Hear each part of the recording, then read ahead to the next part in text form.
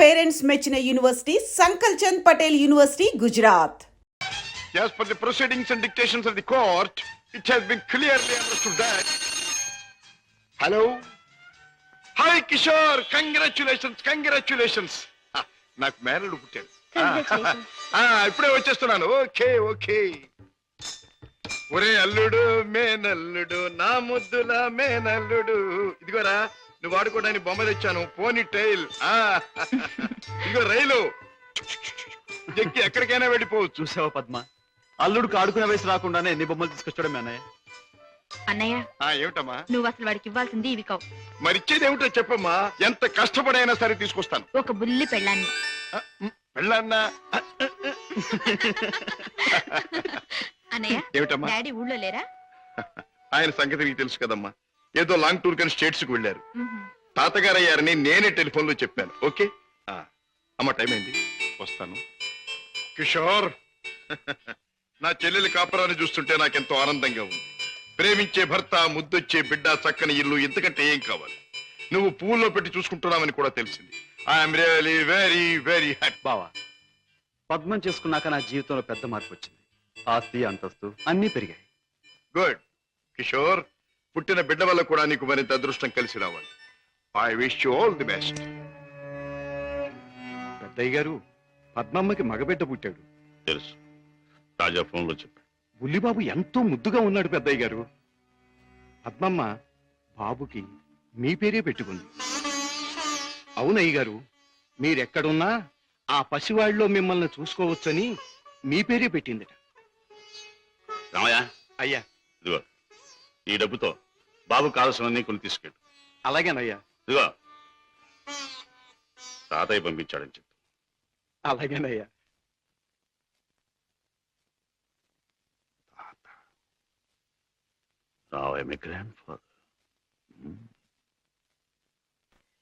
సీత, పుట్టిన నా మేనల్లుడికి పెళ్ళానిచ్చే బాధ్యత నా చెల్లెలు నా మీద పెట్టింది. అందుకని ఇవాళ నుంచి పట్టుదలగా, శ్రద్ధగా, సీరియస్ గా నువ్వు అదే ఇవాళ నుంచి ప్రేమించడం మొదలు పెట్టావనుకో. ప్రేమించటమా? మన కోసం కాదు, ఆ పసివాడి కోసం. ఇలాగే సీరియస్ గా 2-3 సంవత్సరాలు ప్రేమించుకున్నామనుకో, అప్పుడు పెళ్లి చేసుకోవాలని బుద్ధి పుడుతుంది. మన కోసం కాదు, ఆ పసివాడి కోసం. హలో అల్లుడు, ఏమిట్రా ఇలా వచ్చావు? మామయ్య మీద మనసైందా? మరేమో మా అమ్మ నా పెళ్ళాన్ని నీ దగ్గరుంది తెచ్చుకోమని చెప్పింది. ఓహో, నీ పెళ్ళామా? నా పెళ్ళాన్నకి మావయ్యా నేను ఆడుకోవాలి. ఒరేయ్, ఆ టైప్ కుడుతుంది అమ్మాయి, బాగుందా? అదే నా పెళ్ళాం, అంత పెద్ద పెళ్ళాం వద్దుకో. ఏరా, ఇంత పెద్ద మామయ్యకి ఎసరు పెట్టేటట్టున్నావు. ఆ అమ్మాయి నీ పెళ్ళాం కాదురా. ఆ అమ్మాయిని అడిగితే నీకు పెళ్ళాన్ని ఇస్తుందా? చలో చలో. ఏ అమ్మాయి? ఏం బాబు, ఏం కావాలి? చాక్లెటా? కాదు, పెళ్ళాం కావాలి. ఎక్కడ దాచా? పెళ్ళావా? అవును, మావయ్య చెప్పాడు.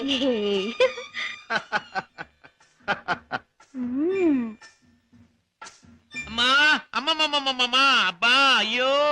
ఏం బే బాబాయ్ కుంటున్నావు? బాబు ఏం చెప్పను, సంకెళ్ళి మూతికి తగిలి మూతెళ్ళి మోకాలు కొట్టుకుంటే మోకాలు నెత్తి ఆకాశాన్ని కొట్టుకోపోయింది. నోర్మైండి బాబాయ్ గారు, మీరు పాత అలవాటు ప్రకారం ఎవడి జేబులోనూ చెయ్యి పెట్టబోయి ఉంటారు, వాడు వాయించుంటాడు. నేనే తప్పు చేయలేదు బాబు. సెలవు కదా అని చేపలు కొనుక్కు తిందామని బెస్తపేట వెళ్ళాను. అక్కడ ఒక పెద్ద చేపను డబ్బులు ఇచ్చి కొనబోతే ఈ చేప నాది అని ఒక రౌడీ వచ్చాడు కూర్చున్నాడు బాబు. అయ్యయ్యో, నీదేంటి నాది అని ఇంకా నేను అనలేదు బాబు. వాయించేశాడు బాబు నన్ను. చేపల పులుసు దేవుడు ఎరుగును, నా ఒళ్ళు పులిచేసేసాడు బాబు. ఇది నీకు అన్యాయం, మా బాస్ తో చెప్తాను, మా బాస్ని తీసుకొస్తాను అని అంటే ఏమన్నాడో తెలుసా బాబు? ఏమన్నాడు? ఏయ్ చెప్పుకోబే, దమ్ముంటే మీ బాస్ని తీసుకురా, ఇద్దరిని కలిపి కోసి పులుసు పెట్టుకుంటాను అన్నాడు బాబు. అంత మాట అన్నాడు? డామిట్. సీత, నువ్వు బాబుని తీసుకెళ్ళి ఇంట్లో దింపేయి. బాబాయ్ పద.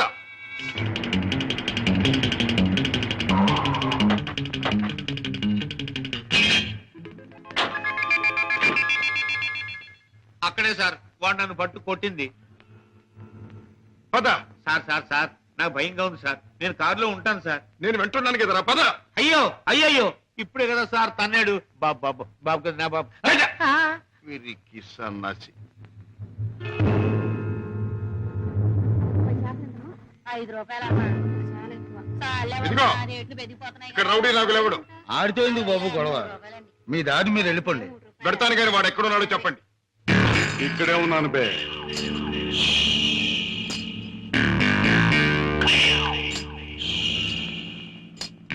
నువ్వేనా నాగులు? అనే అనుకుంటున్నాను బే. బే, ఇది నీకు అలవాటా బే? ఆ? అన్యాయంగా మనుషుల్ని కొట్టడం నేరమని నీకు తెలుసా? పేద రీతులు నాతో చెప్పకు. నేను చేసిన పని నాకు న్యాయమే అనిపిస్తుంది. న్యాయం అని నీ ఇష్టం వచ్చినట్లు ప్రవర్తిస్తే చట్టం శిక్షిస్తుంది. చట్టం, శిక్ష, నేరం ఇవన్నీ మనకు అనవసరం. సముద్రం లాంటి ఈ పేటలో మనం తిమింగలం. తమ్ముంటే తెలుసుకున్నారా? లేకపోతే నోరు మూసు తలంచూపో. అంతేగాని ఈ నాగులు గారి దగ్గరకు వచ్చి రూల్స్ గిల్స్ అంటే తల మీద బొమ్మిడలు ఏం చేయగలరు. మన గురించి కావాలంటే ఈ పేటలో ఈ సన్నాసినే అడుగు. అవునులే, పేటలో పెద్దగా మురిగే ప్రతి కుక్క గురించి ప్రతి సన్నాసికి తెలిసే ఉంటుంది. మాటలతో నన్ను రెచ్చగొట్టకు. పొసు కొట్టేయగలను. కొట్టక కూరలు పీకేయగలను. అంత మునగడివా?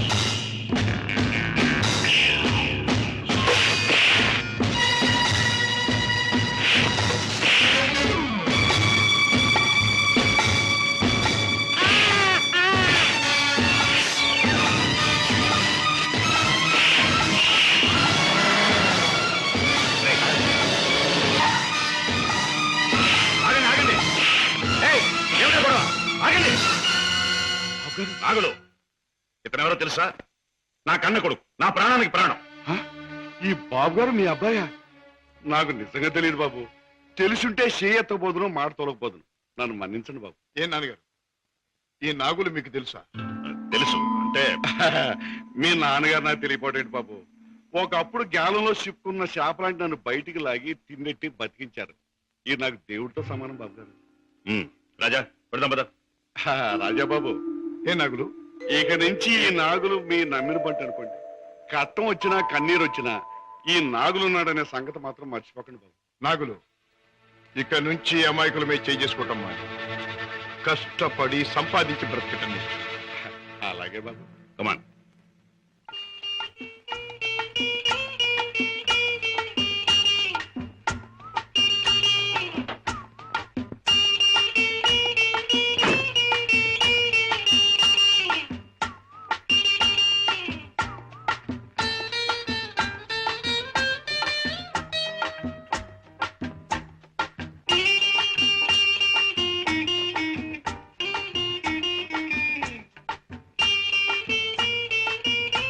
Very good, very good, very good.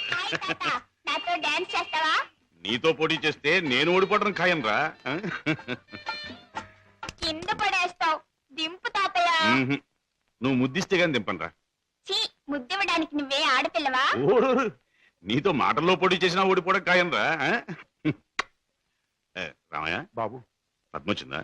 ఏం డాడీ, మీ ఆరోగ్యం అది? బాగానే ఉందమ్మా. పద్మ, మీ కాపురాన్ని గురించి ఎప్పటికప్పుడు వింటూనే ఉన్నాను. కిషోర్ పట్టుదలకి, ప్రయోజకత్వానికి చాలా ఆనందిస్తున్నానమ్మా. తాత, నువ్వు కథ చెప్తానన్నావు, చెప్పవా? ఓహోహో అన్నాను కదూ. అవును రోయ్, చెప్తాను. అమ్మా పద్మ, నువ్వు బుల్లిబాబుని ఎత్తుకుని అయ్యగారింటికి వచ్చినప్పుడేనమ్మా అయ్యగారి ముఖంలో నవ్వు కనిపిస్తుంది. మనవడంటే అయ్యగారికి భలే ఇష్టం. ఓహో అలాగే, ఇట్స్ ఆల్ రైట్. రేపు కోర్టులో కలుసుకుందాం. Good night.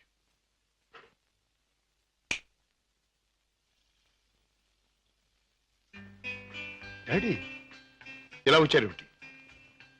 అయిపోతున్న వయస్సు, అలసిపోయిన మనస్సు మనిషికి గమ్యం దగ్గర పడుతుందని తెలియజేస్తాయి కదా. అలాంటప్పుడు మిగిలిపోయిన కోరికలన్నీ త్వరగా తీర్చుకోవాలని ఆశపడతాడు మనిషి.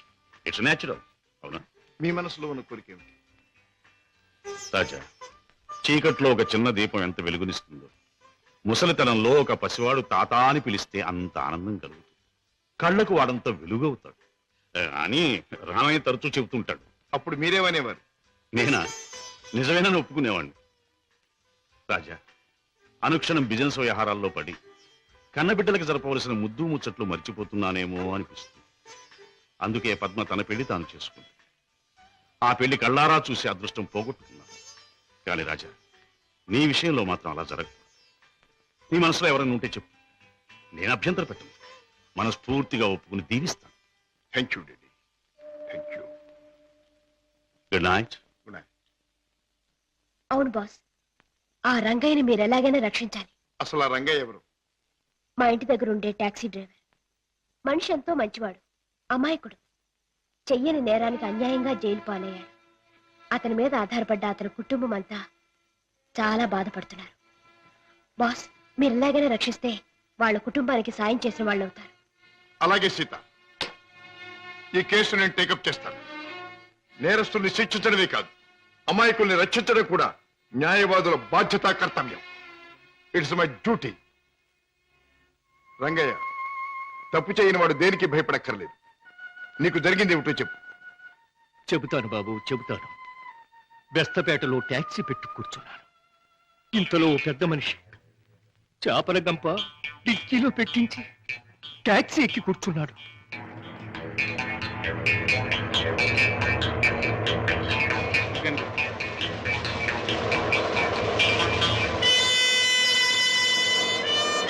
Stop stop stop.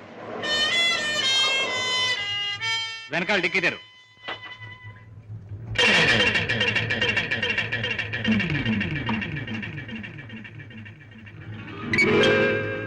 ఈ చేపల కంప ఎవరిది? నాది కాదు సార్, టాక్సీలో వచ్చిన వారిదండి. అలాగా.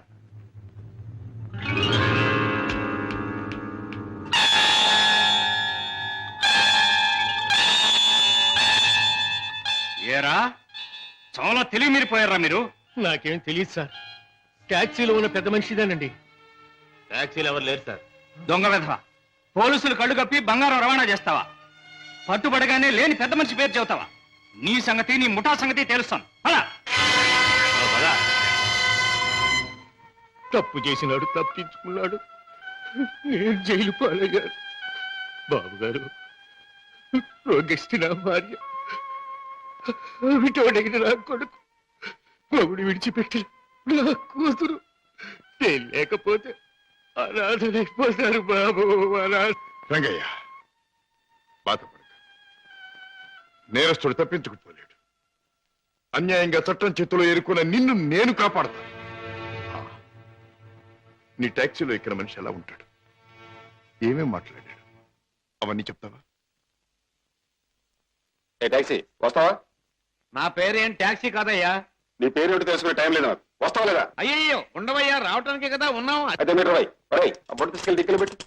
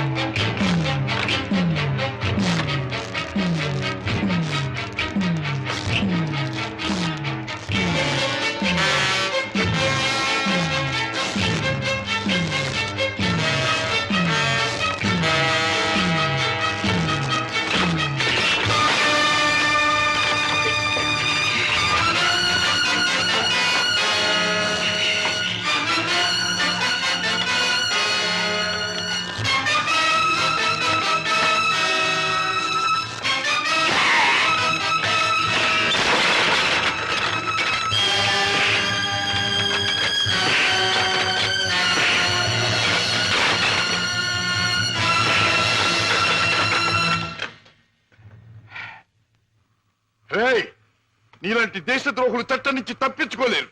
నీలాంటి దుర్మార్గులు ఈ స్మగ్లింగ్ నేరాలు చేస్తూ ఉంటే పాప అమాయకులు శిక్షించబడుతున్నారు. నువ్వు చేసిన వెధోపరికి పాప టాక్సీ డ్రైవర్ జైలు పాలయ్యాడు. పెద్ద దేశభక్తునంటూ నేరస్తులను పట్టుకుంటాను, దేశద్రోహులు శిక్షిస్తానని కబుర్లు చెప్పే నీ ఇంట్లోనే ఉన్నాడు పెద్ద దేశద్రోహి. రాయ్, ఏమిటే మీ నాన్న ఒక పెద్ద స్మగ్లర్ తెలుసుకో.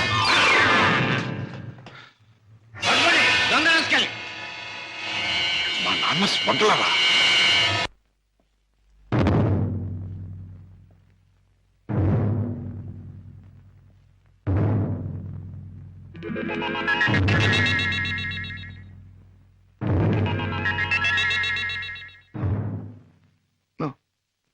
నేను నమ్మలేదు.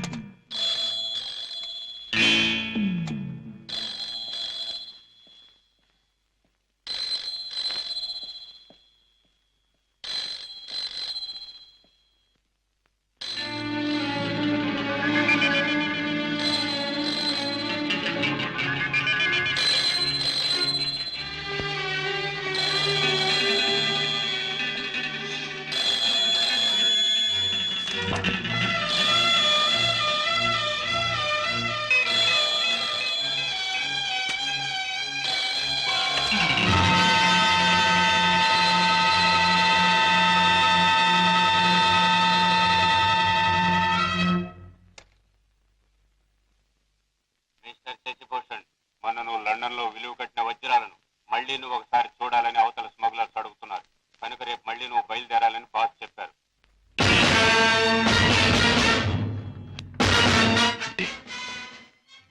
నేను విన్నది నిజమేనన్నమాట. Daddy is smuggler. Daddy is criminal.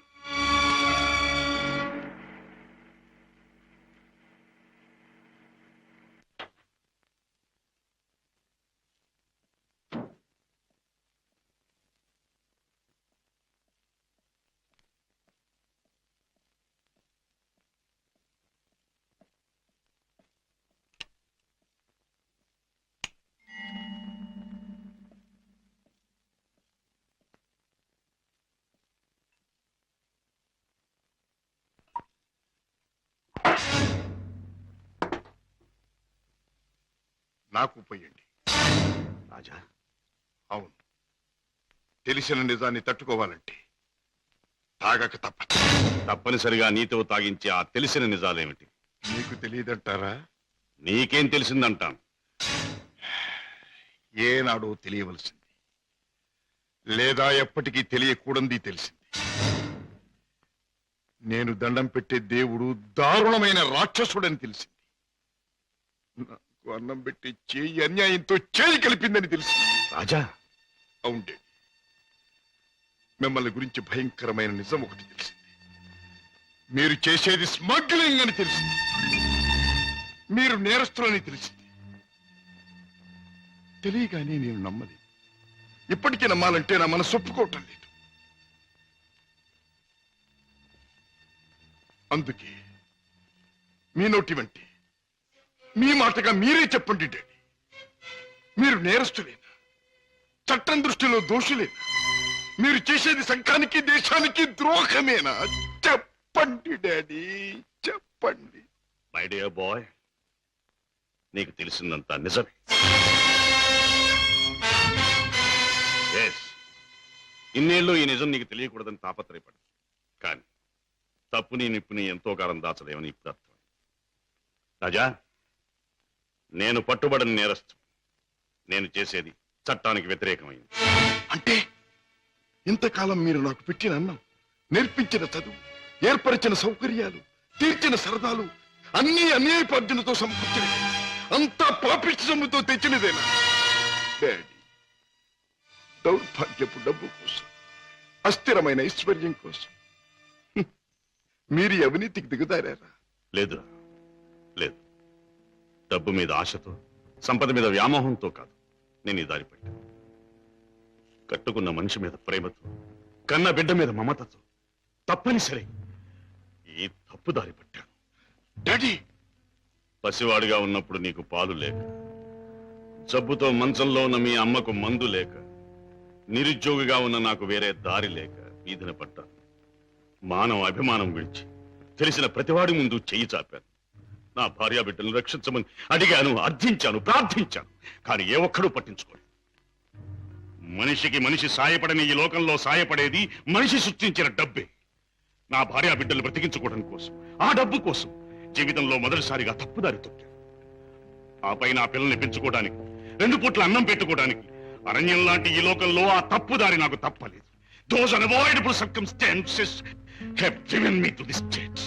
Daddy, ప్రతి నేరస్తుడు తాను చేసింది న్యాయమని చెప్పుకోవడానికి తగినంత కారణం ఉండొచ్చు, కథ ఉండొచ్చు. కానీ ఎంత మాత్రాన అతను చేసింది నేరం కాకపోదు. రాజా, కన్నబిడ్డలకి తిండి పెట్టడం కోసం ఒక జంతువు మరొక జంతువుని చంపుతుంది. దాని సృష్టి సహజం అంటాం. వాటికున్న ప్రేమానురాగాలు మనుషులకు ఉండకూడదంటావా?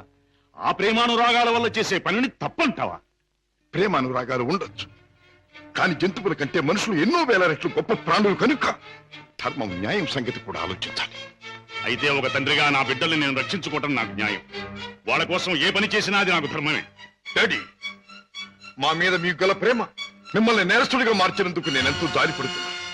ఇంతకాలం ఆ పాపిష్టముతో మమ్మల్ని పోషించే కంటే ఆనాడే మా ప్రాణం తీసినా బాగుండే. రాజా, నువ్వు ఒక బిడ్డగా తండ్రి అయి ఉంటే ఈ మాట అనలేకపోయేవాడు, ఆ పని చెయ్యలేకపోయేవాడు. డాడీ, బిడ్డని చెప్పలేకపోతే నేనైనా చచ్చిపోయేవాడిని, కానీ మీరా తప్పులు మాత్రం చేసేవాడిని కాదు. ఇంతకాలం ఈ పాపిష్టి సొమ్ము తిన్నానంటే చచ్చా నా మీద నాకే అసహ్యం వేస్తుంది. అన్యాయపార్జనతో న్యాయవాద వృత్తి చదివానంటే నా మీద నాకే కోపం వస్తుంది. ఇంట్లో నేరస్తుని ఉంచుకుని బయట నేరస్తుని విచారించి జైలుకి పంపుతున్నానంటే నా మీద నాకే I can't stay here for a minute. నేను ఇంట్లో ఒక క్షణం కూడా ఉండదు. రాజా, రాజా, ఒక్క మాట. ఆడపిల్ల కన్నవాళ్ళని వదిలిపెట్టి వెళ్ళడం సహజం. కానీ కన్న కొడుకు కడదాకా కన్నవాళ్లతోనే ఉంటాడు. పోయాక కాటిదాకా సాయం వస్తాడు. కొరివి పెట్టి సాగనంపుతాడు. ఆశతో నీ మీదే ప్రాణాలన్నీ పెట్టుకున్న ఈ డాడీని అర్ధంతరంగా ఒంటరిని చేసి వెళ్ళిపోతావా? డాడీ, నేను వెళ్ళిపోతున్నది అన్యాయపాలయం లాంటి ఇంట్లో నుంచి, చట్టాన్ని వ్యతిరేకించిన ఒక నేరస్తుడి నుంచి. అంతేకాని మా డాడీ మనసులో నుంచి కాదు.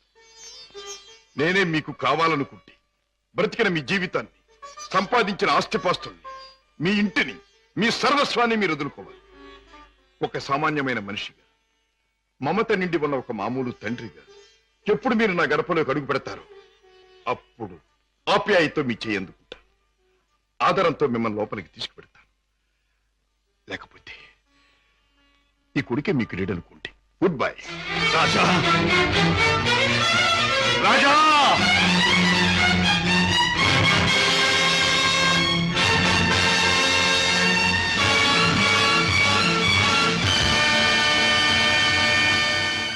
రాజును చెప్పేది మీ నాన్నగారు స్మగ్లర్స్ బుట్టాకు సంబంధించిన వారా? అవును సీత, ఈ విషయం నాకు తెలియకుండా నా ప్రాణం పోయినా బాగుండేది. నాది గొప్ప పుట్టుకని, నా తండ్రి ఒక గొప్ప వ్యక్తి అని గౌరవంగా తలెత్తుకు తిరిగిన నేను ఈ నిజం లోకానికి తెలిస్తే తల ఒప్పులు కావాలి లేదా తల వంచుకు చావాలి. బాధపడకు రాజా. సీత, మగవాడిగా నాకేం పర్వాలేదు, కానీ డాడీ నేరస్తుడనే విషయం నా చెల్లెలికి ఆమె భర్తకి తెలిసిన రోజున ఆమె కాపురం వల్ల కల్లోలమవుతుంది. నేరస్తుడి కూతురు తన భార్య అని తెలిసిన రోజున నా బావ ఆమె నశకించుకోవచ్చు లేదా వదిలేయచ్చు. రాజా, ఆమెకి నిజం తెలియనివ్వద్దు. అవును, మా బ్రతికేమైనా సరే నా చెల్లెలి కాపురం చక్కగా ఉండాలి. అందుకే ఆమెకి నిజం తెలియనివ్వకూడదు. ఏమిటి అన్నయ్య ఇంట్లోంచి వెళ్ళిపోయాడా? అవునమ్మా, 2 రోజులైంది. అప్పటి నుంచి పెద్దయ్య గారు తిండి కూడా మానేసి తన గదిలో కూర్చుని కుమిలిపోతున్నారు. ఏం జరిగింది రామయ్య? అసలు గొడవ ఎందుకు వచ్చింది? నాకు తెలియదమ్మా. ఇద్దరూ గదిలో ఏదో గొడవ పడ్డారు. రాజాబాబు తనే పోతానన్నాడో పెద్దయ్య గారు పొమ్మన్నారో నాకు తెలియదమ్మా. బాబేడి? తాతగారు నువ్వా బాబు? రా, కూర్చో. నువ్వైనా వచ్చావు, సంతోషం. మా ఎండిపోయాడా? ఎందుకని? నువ్వు కోపడ్డావా? లేదు బాబు, వాడే నన్ను కోపడి వెళ్ళిపోయాడు. ఉండమని ఏడ్చినా ఉండలేదు. ఏమిటి డాడీ, అన్నయ్య ఎందుకు వెళ్ళిపోయాడు? మిమ్మల్ని ఎందుకు కాదనుకున్నాడు? కాదనుకున్నది వాడు, వెళ్ళిపోయింది వాడు. ఈ ప్రశ్న నన్ను కాదమ్మా అడగాల్సింది, వాణ్ణి. చూడమ్మా, మీ అమ్మ చనిపోయినప్పుడు మీ ఇద్దరిని చూసుకుని బతికాను. నువ్వు పెళ్లి చేసుకుని వెళ్ళిపోయినప్పుడు వాణ్ణి చూసుకుని బతికాను. ఇప్పుడు వాడు కూడా వెళ్ళిపోతే ఇంకెవరిని చూసుకుని బ్రతకాలి? ఎందుకు బ్రతకాలి? బాధపడకండి డాడీ, నేను అన్నయ్యతో మాట్లాడతాను. నచ్చ చెప్పి మనసు మార్చి మీ దగ్గరకు వచ్చేటట్టు చేస్తాను. పద్మ, ప్లీజ్, నేనేమి చెప్పను. నన్నేమి అడక్కు. నిన్నేమీ అడగనన్నయ్య, కానీ నేనే ఒక విషయం చెప్తాను విను.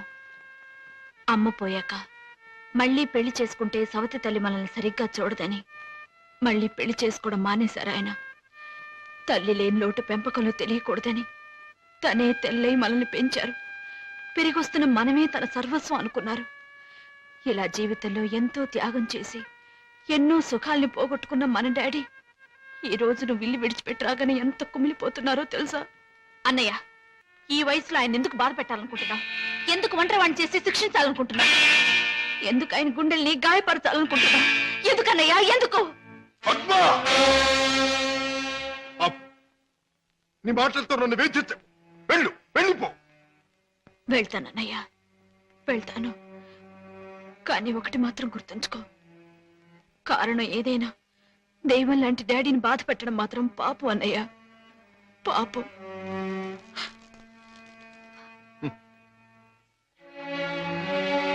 చెల్లెమ్మ, నన్ను పాపి అన్నా,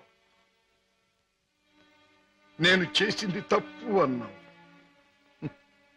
అయినా మరేం పర్వాలేదు. శివుడు విషాన్ని కక్కకుండా మింగకుండా ఎందుకు గొంతుకులో దాచుకున్నాడు? అది మాత్రం గుర్తుంచుకో. వెళ్ళమ్మా, వెళ్ళు. అవును డాడీ, ఎంత అడిగినా వెళ్ళిపోవడానికి కారణం మాత్రం అన్నయ్య చెప్పలేదు. కానీ ఎట్టి పరిస్థితుల్లోనూ ఇక్కడికి రానని ఖచ్చితంగా చెప్పేశాడు.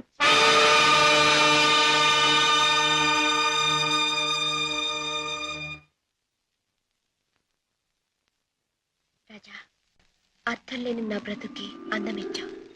నిన్ను కలిసాకే నా జీవితం ఎంతో మధురంగా.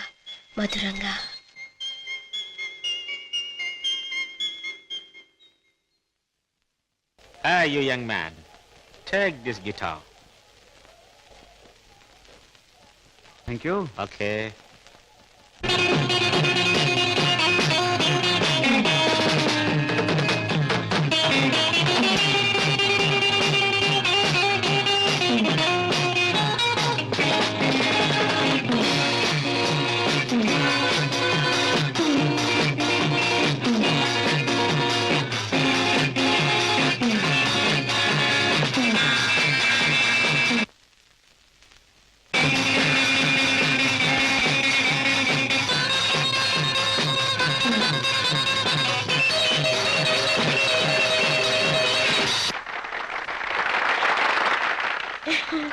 గారు బాత్రూమ్ నెంబర్ 5లో మార్పిడి జరుగుతుంది.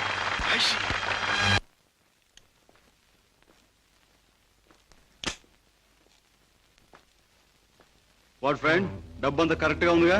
బిజినెస్ లో తేడా ఉంది. గిటార్ ద్వారా డైమండ్స్ అందచేయడం చాలా గొప్ప plan. Congratulations. See you again. Kishore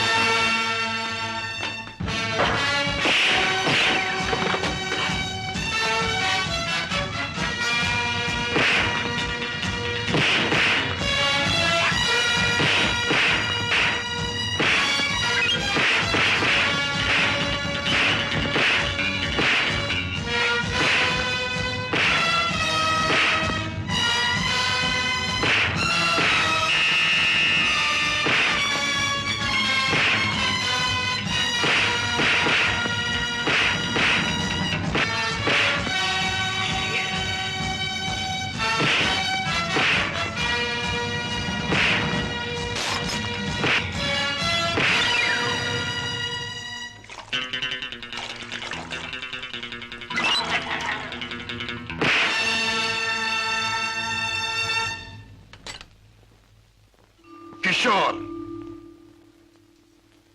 Padma ఇంట్లో ఉందా? లేదు. పద్మకి నువ్వు చేసే పని తెలుసా? తెలుసు, గిటార్ ప్లే చేస్తానని.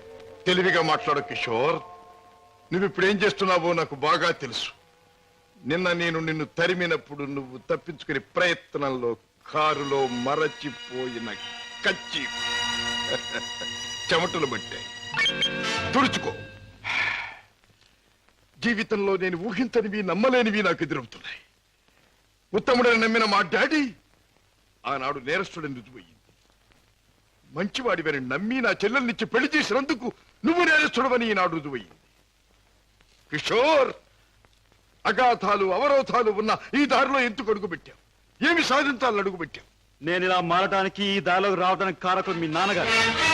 కిషోర్, అవును, డబ్బులే నేను పద్మను ప్రేమించానని తెలిసి మీ నాన్న మా ఇంటికి వచ్చాడు. నా పేదరికాన్ని చూసి హేళన చేశాడు, అవమానించాడు. పెళ్లి జరిగాక వచ్చి ముష్టివాడికి ధర్మం ఇస్తున్నట్టుగా ఒక చెక్ బుక్ అందించి తన ఐశ్వర్యాన్ని, అహంకారాన్ని చూపించాడు. ఆ నిమిషాలను నిర్ణయించుకున్నాను, నా భార్య బిడ్డల్ని ఐశ్వర్యంలో ముంచెత్తాలి అని. అందుకే నేరం అని తెలిసి స్మగ్లర్స్ తో చేయి కలిపాను. వేలకు వేలు డబ్బు సంపాదిస్తున్నాను. సంపాదించే డబ్బుతో నువ్వు సాధించేదేమిటి? ఏదైనా సాధించచ్చు. డబ్బుతో పరువు కొనొచ్చు, పరపతి కొనొచ్చు, నా భార్యను సుఖంలో ముంచొచ్చు, నా బిడ్డలో కష్టం తెలియకుండా పెంచుకోవచ్చు. కిషోర్, కానీ ఒక్క విషయం మర్చిపోతున్నావు. ఎదిగిన నీ బిడ్డ నువ్వు ఈ డబ్బు ఎలా సంపాదించావో తెలిస్తే నిన్ను చూచి అసహ్యం నీకు దూరం అవుతా. అప్పుడు ఈ సొమ్మేది సాయపడదు. పోలీసులకు నువ్వు పట్టుబడ్డ రోజున అవమానంతో నీ భార్య బిడ్డలు తల వంచుకుంటారు. అప్పుడు ఈ ఐశ్వర్యం నీకెందుకు పనికిరాదు. నువ్వు తిరిగే చెడ్డదారుల్లో ఆ చెడ్డవాళ్ల వల్లే నువ్వు కుక్క చావు చచ్చిన రోజున ఈ ధనం నిన్నేమీ కాపాడలేదు.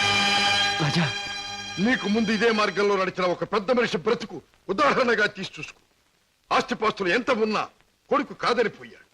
చేయి కలిపిన ఆ దుర్మార్గులే చివరికి ప్రాణం తీశారు. నీ బ్రతుకు కూడా అంతే కావాలా? నీ కథ అలాగే ముగవాలా? అలా జరగటానికి వీల్లేదు. నా చెల్లెలికి అన్యాయం జరగటానికి వీల్లేదు. అందుకే ఆ ముఠా అంతం కావాలి. కిషోర్, చెప్పు, ఆ ముఠా ఉండేదెక్కడ? దానికి నాయకుడు ఎవడు? నో, నాకేమీ తెలీదు. నన్నేం అడక్కు. నో నో, నీకు తెలుసు. నా పగ సాధించడానికి, నా లక్ష్యం నెరవేరటానికి ఈ నిజం నాకు తెలియాలి. చెప్పు. No, you must. అన్నయ్య, ఏంటన్నయ్య, ఏం జరిగింది? కిషోర్, బాగా ఆలోచించుకో. ఎవరి జీవితానికి వారే కర్తలు. బాగు చేసుకోవటం, పాడు చేసుకోవటం వాళ్ళ చేతుల్లో ఉంటుంది. ఏది ఏమైనా రేపు ఉదయానికి నేను అడిగిన దానికి సమాధానం చెప్తావని ఆశిస్తాను. వస్తా. అన్నయ్య, ఏం జరిగిందన్నయ్య? ఏమండి, అన్నయ్య ఎందుకు అలా మాట్లాడాడు? మీ ఇద్దరి మధ్య ఏం జరిగిందో చెప్పండి. ప్లీజ్ పద్మ, నేనేమి చెప్పలేను. నన్నేమి అడక్కు. రాజా, అతనిలో మార్పు వస్తుంది. నీ దగ్గరకు వచ్చి నిజం చెప్పి తీరుతాడు. రాజాబాబు, కిషోర్ బాబు డబ్బు కోసం ఆ పని చేసి ఉండొచ్చు. స్వతహాగా ఆ బాబు షడ్డోడు కాదు గనక తప్పకుండా మారతాడు. మన దగ్గరకు వచ్చి అన్ని విషయాలు చెప్తాడు బాబు. చెప్పడం ఏమిటి? వెంటనే వెళ్ళి ఆ ముఠాన్ని పట్టుపట్టాడం చేసి బొక్కలు నొక్కేయడమే.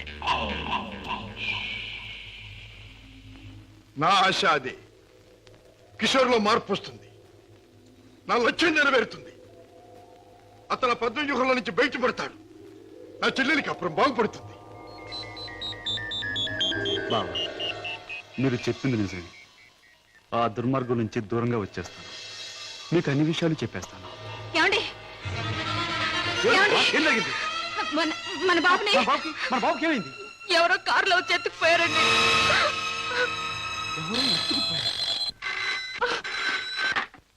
Hello, Kishore speaking.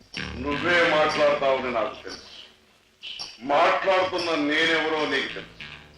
Mister Kishore, నీ ముద్దుల భార్య గారాల బిడ్డ కోసం ఘోరంగా రాగాలు తీస్తున్నది కదా. అంటే మీరేనా మా బాబుని ఎత్తుకుపోయింది అని అడగబోతున్నావు కదూ?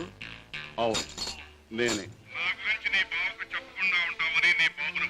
ఒరే రాక్షసురా, నా బాబుని ఏమైనా చేసావంటే? ఇంకా చేయలేదు, చేద్దామని అనుకుంటున్నాను. Wish me best of luck. ఏమండి? ఎవరండి? బాబుని ఎత్తుకుపోయిన వాళ్ళేనా? వాళ్ళేం కావాలంటున్నారు? ఏది అడిగినా ఇచ్చేద్దాం. డబ్బు, నగలు, ఇల్లు, ఆఖరికి మన ప్రాణాలైనా ఇచ్చేద్దామండి. ఏడవ పద్మ, నా ప్రాణాలు తెగించిన బాబుని తెస్తాను.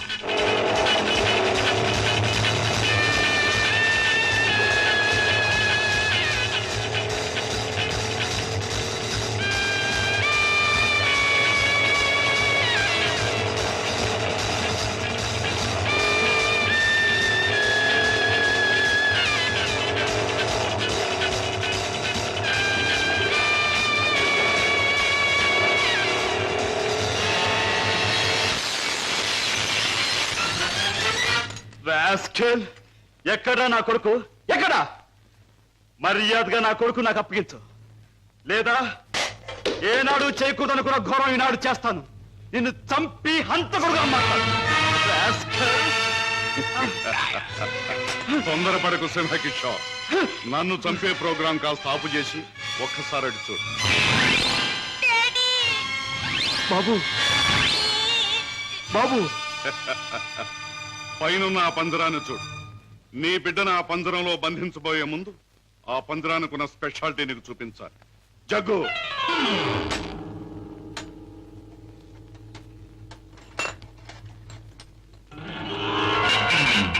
ఆ పంజరంలో బొమ్మ ఉన్నా బిడ్డ ఉన్నా ఈ స్విచ్ నొక్కి తెచ్చాలి.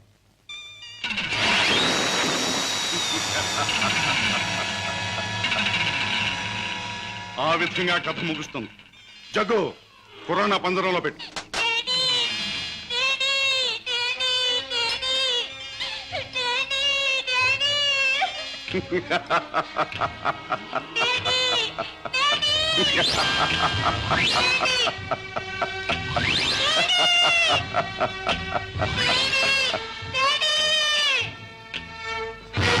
కిషోర్, నువ్వు అక్కడికి వెళ్ళేలోగా నేను ఇక్కడ స్విచ్ నొక్కేస్తాను.